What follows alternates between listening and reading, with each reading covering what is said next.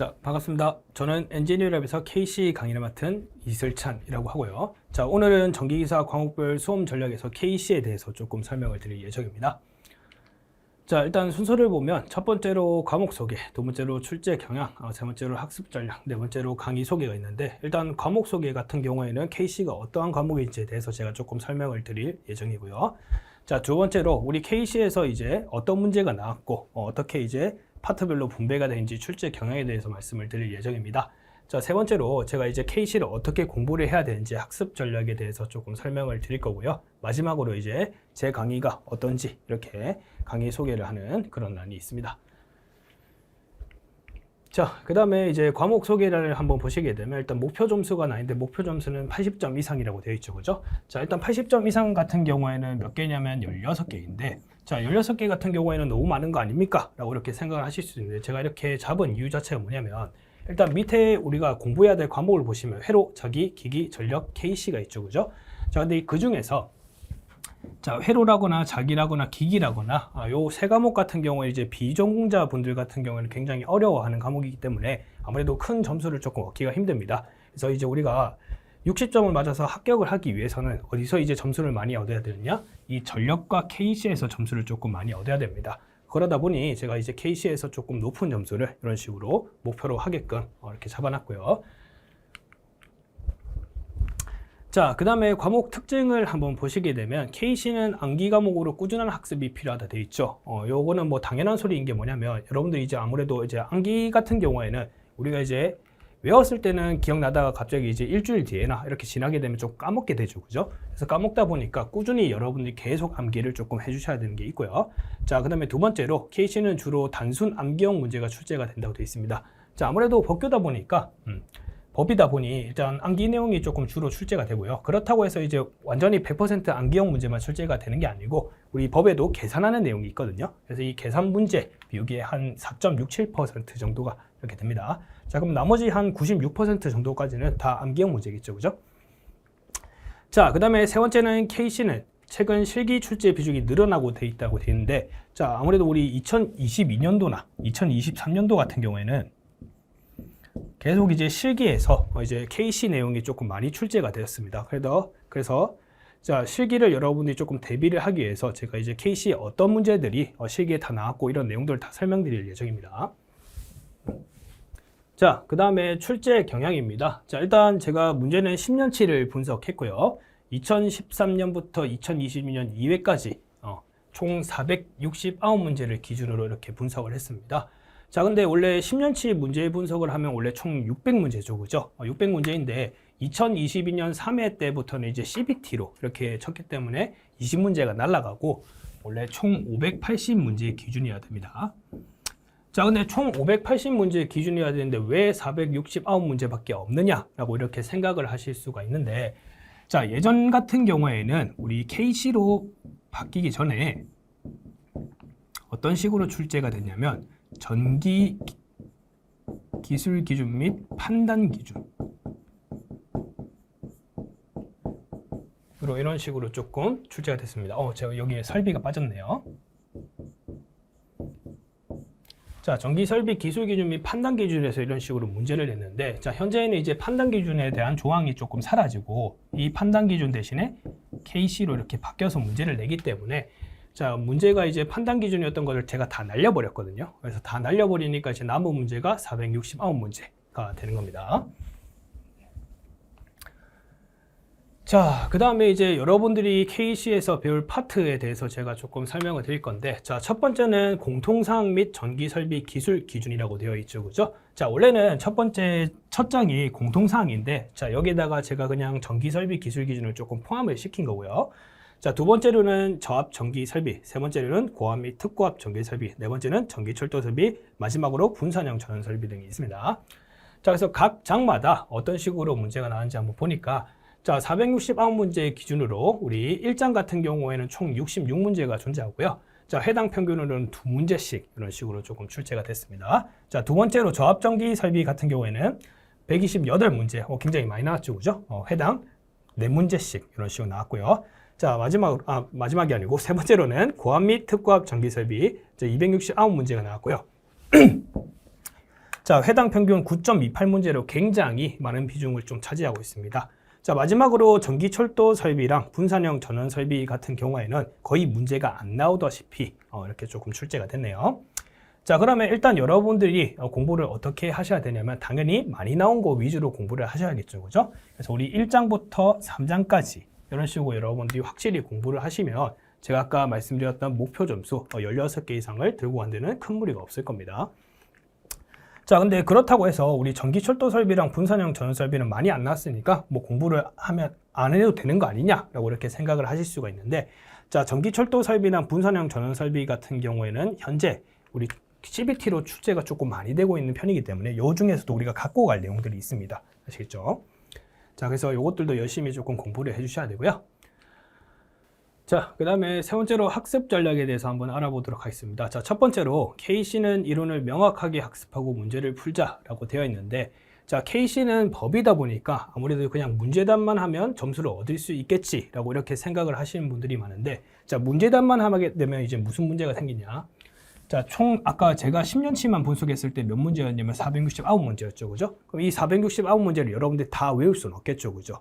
그래서 이 469문제에서도 출제가 잘 된 애들이 있을 거고 안 된 애들이 있을 거 아닙니까? 그래서 이 이론을 여러분들이 명확하게 학습한 다음에 어떤 문제가 잘 나왔고 이런 것들 다 들으신 다음에 문제풀이를 조금 하는 걸 제가 조금 추천을 드립니다.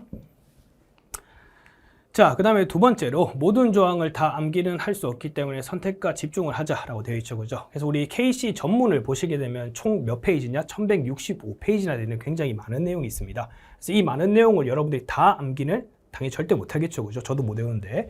자, 그래서 선택과 집중을 하자라고 되어 있는데, 자, 제가 아까 469문제를 싹 다 분석을 했기 때문에 어떤 문제가 잘 나오고 어떤 문제가 잘 안 나온지 이런 걸 다 알고 있기 때문에 제 강의에서 이런 거 들고 가주세요. 이런 식으로 해서 선택과 집중을 통해서 여러분들 점수를 조금 끌어올릴 수 있게 도와드릴 예정입니다. 자, 그 다음에 마지막으로 KC는 암기 내용이기 때문에 이론 학습 후 하루에 1년치 관연도 문제풀이를 하라라고 되어 있죠. 그죠? 자, 요거는 제가 항상 강조하는 내용인데, 자, 우리 KC 같은 경우에는 암기 내용이죠. 그죠? 암기 내용이다 보니까 여러분들이 이거를 외운다 하더라도 조금 헷갈리거나 여러 가지 조항 때문에 헷갈리거나 좀 잘 까먹는 경우가 많이 생깁니다. 그래서 이 까먹는 내용을 조금 줄이기 위해서 하루에 1년치 관연도 문제풀이를 통해서 여러분들이 계속해서 그 문제에 익숙해지고 기억을 조금 할 수 있게 이런 식으로 습관을 조금 잡아야 되거든요. 그래서 자, 우리 다른 과목도 마찬가지겠지만 KC는 여러분들이 하루에 1년치 관연도 문제풀이를 무조건 조금 한다는 약속을 지켜주셔야 됩니다. 자, 이렇게 문제를 풀다가 나중에 안 풀어버리면 처음에는 여러분들이 예를 들어서 1년치 문제를 풀었을 때 뭐 평균적으로 18개씩 나왔다라고 이렇게 치는데, 자, 나중에 문제를 안 풀고 또 오랜만에 풀어보다 보면 이 18개 맞던 것들이 원래 얼마로 떨어지냐? 15개나 뭐 14개나 이런 식으로 떨어져 버리는 경우가 생기거든요. 근데 다시 이제 문제를 계속 풀면 또 올라갈 수 있는 거 아니냐라고 생각하실 수 있는데, 이 점수가 다시 안 올라가는 현상이 발생합니다. 아시겠죠? 자, 그러다 보니까 하루에 1년치 여러분들이 문제풀이를 조금 계속해서 이렇게 조금 해 주셔야 됩니다. 자, 그 다음에 네 번째로 강의 소개란이 있는데, 자, 첫 번째로 철저한 관연도 문제 분석으로 필요한 내용만 암기한다 라고 되어 있죠. 그죠? 요거는 제가 뭐 아까 앞에서도 조금 설명드렸던 내용인데, 자, 제가 이제 10년치 문제 분석이 되어 있기 때문에, 그리고 요새 이제 제가 보건 문제도 조금 많이 보고 있습니다. 그래서 어떠한 문제가 조금 잘 나왔고 이런 거에 대해서 설명을 조금 잘 드릴 수가 있고요. 자, 두 번째로 이제 키워드를 이용한 연상암기라고 되어 있죠. 그죠? 자, 복교 같은 경우에는 아무래도 굉장히 글이 길고 그 다음에 딱딱한 내용들이 조금 많이 들어가 있기 때문에 외우기가 조금 싫을 겁니다. 그죠? 그래서 여러분들이 이제 외우는 것들을 이제 좀 줄일 수 있게끔 제가 이제 키워드를 이용해서 또는 핵심 단어만 좀 이용해서 이렇게 조금 암기를 하게끔 이렇게 도와드릴 거고요. 자, 그 다음에 뭐 재미는 없겠지만 제가 이제 여러 가지 암기법 같은 경우 이렇게 만들어 놨거든요. 그래서 요 암기법들을 이용해 가지고 좀 더 쉽게 암기를 할 수 있게 제가 좀 도와드릴 거고요. 자, 그 다음에 세 번째로 연관된 조항들은 한 번에 정리를 하자 이런 식으로 되어 있습니다. 자, 이게 무슨 소리냐면, 자, 여기 보시면 우리 핵심 키워드 아까 봤던 거 있죠. 그죠? 출제 경향에서.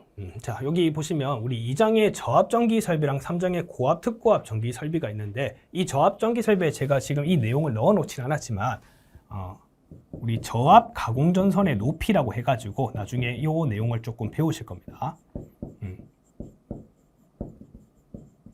자, 그 다음에 3장에 고압, 특고압 전기 설비라고 해가지고 요 안에도 어떤 내용이 있냐면 여기 가공전선의 높이라고 되어 있는 거 보이시죠? 그죠? 자, 근데 여기서 이게 무슨 차이냐면 그냥 전압의 차이일 뿐입니다. 여기는 저압 가공전선이고 여기는 고압 및 특고압 가공전선이거든요.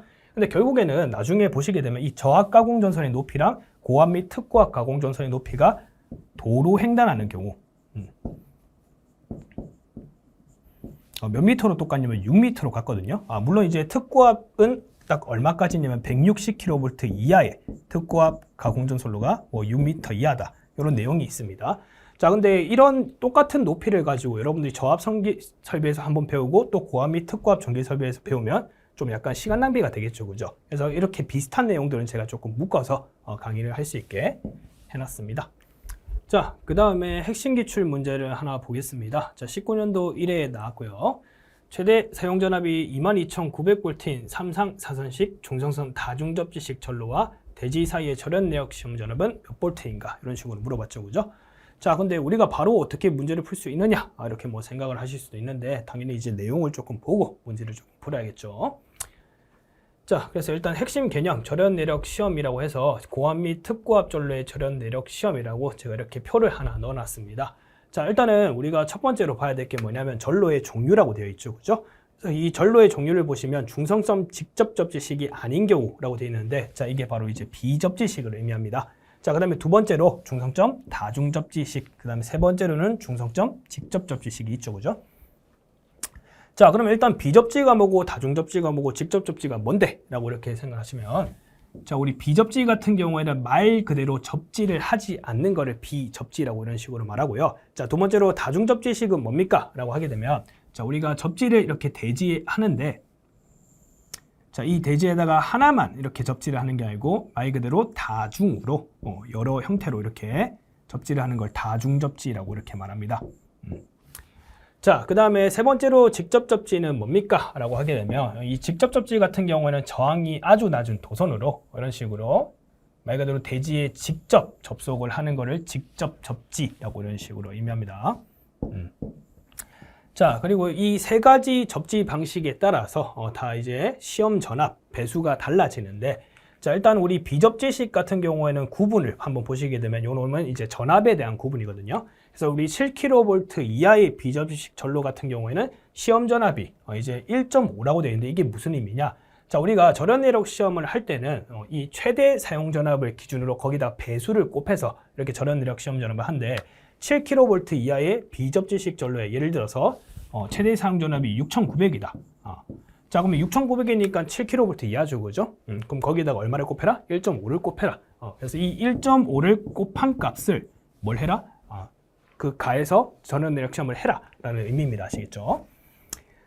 자, 그 다음에 두 번째로 7kV 초과하고 60kV 이하일 때는 1.25배. 자, 그 다음에 다중접지 같은 경우에는 7kV를 초과하고 25kV 이하일 때 0.92배. 자, 그 다음에 60kV를 초과하면 1.1배. 자, 그 다음에 직접 접지 같은 경우에는 60kV를 초과하면 0.72, 그 다음에 170kV를 초과하면 0.64배를 가해서 이렇게 시험을 하라고 내용이 나와 있습니다. 자, 그러면 요 내용을 여러분들이 바로 이렇게 암기를 하실 수도 있겠지만 아무래도 표로 나와 있다 보니까 뭐 이렇게 조금 정신도 없고 약간 암기하기도 힘들고 이렇게 하겠죠, 그죠? 자, 그래서 제가 여기에다가 조금 더 쉽게 암기를 할 수 있게 이런 식으로 조금 설명을 드릴 겁니다. 자, 일단은 이런 식으로 일직선으로 조금 길게 그려주시고 자, 그 다음에 아까 여러분들이 보셨던 전압 있죠, 그죠? 이 전압들 조금 다 적어드립니다. 자, 첫 번째로 7kV. 자, 그 다음에 두 번째로 25kV. 자, 세 번째로 60kV. 자, 그 다음에 마지막으로 170kV. 자, 이런 식으로 적어주시고 자, 그 다음에 아까 우리 접지 방식이 총 세 가지가 있었죠, 그죠? 그래서 첫 번째로 비접지. 자, 그 다음에 두 번째로 다중접지.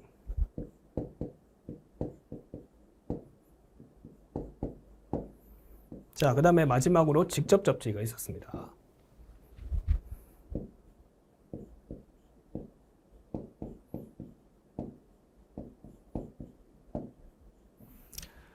자, 이런 식으로 한번 적어 주신 다음에 아까 나와 있던 배수들 있죠. 그죠? 그래서 이 배수들을 여러분들이 열심히 외워 주셔야 되는데, 자, 아까 우리 비접지 방식 같은 경우에는 7kV 이하일 때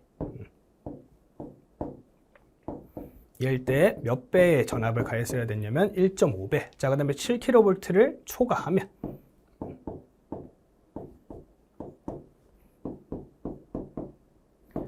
자, 1.25배가 됐었습니다. 자, 그 다음에 이제 우리 다중접지 같은 경우에는 아까 25kV 이하죠, 그죠? 25kV 이하에는 곱하기 0.92배.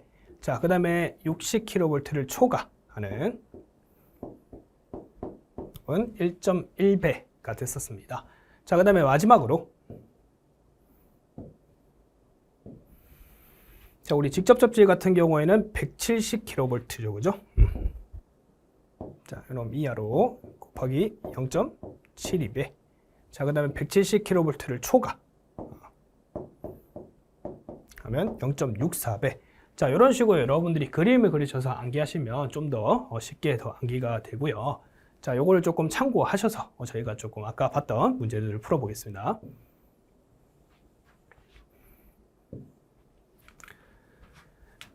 자, 최대 사용 전압이 22,900V라고 되어 있죠, 그죠? 그래서 제가 아까 최대 사용 전압을 기준으로 배수를 가한다고 했기 때문에 이 최대 사용 전압을 기준으로 계산을 하셔야 되고, 자, 그 다음에 어떠한 접지 방식이 나왔는지 여러분들이 좀 잘 보셔야 됩니다. 그래서 3상 4선식 중성성 다중접지라고 나왔고요. 자, 이때 절연 내력 시험자라고 물어봤습니다. 자, 그럼 다중접지 같은 경우에는 아까 우리 25kV 이하, 그 다음에 60kV 초과가 있었는데 25kV 이하의 전압이기 때문에 얼마를 곱해줘야 되냐? 0.92배를 곱해줘야겠죠, 그죠? 그래서 22,900에다가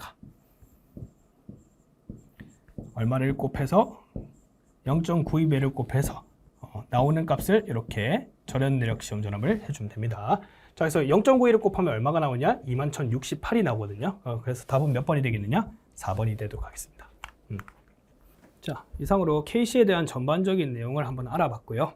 자, 마지막으로 KC 같은 경우에는 법이다 보니까 딱딱하거나 조금 재미없는 내용도 있을 수가 있고 수많은 조항이 있다 보니까 여러분들이 좀 다 들고 가시기는 어려움이 조금 많으실 겁니다. 그렇지만 제가 좀 재미있는 암기법들이나 이런 걸 이용해서 좀 더 쉽게 외워질 수 있게 설명을 조금 드릴 거고, 자, 잘 나오는 거 위주로 이렇게 조금 설명을 드릴 예정입니다. 그래서 저를 믿고 조금 따라와 주신다면 여러분들이 목표했던 점수를 충분히 얻을 수 있게끔 이렇게 제가 조금 해드리도록 하겠습니다. 자, 이상으로 수험 전략을 마치도록 하겠습니다. 감사합니다.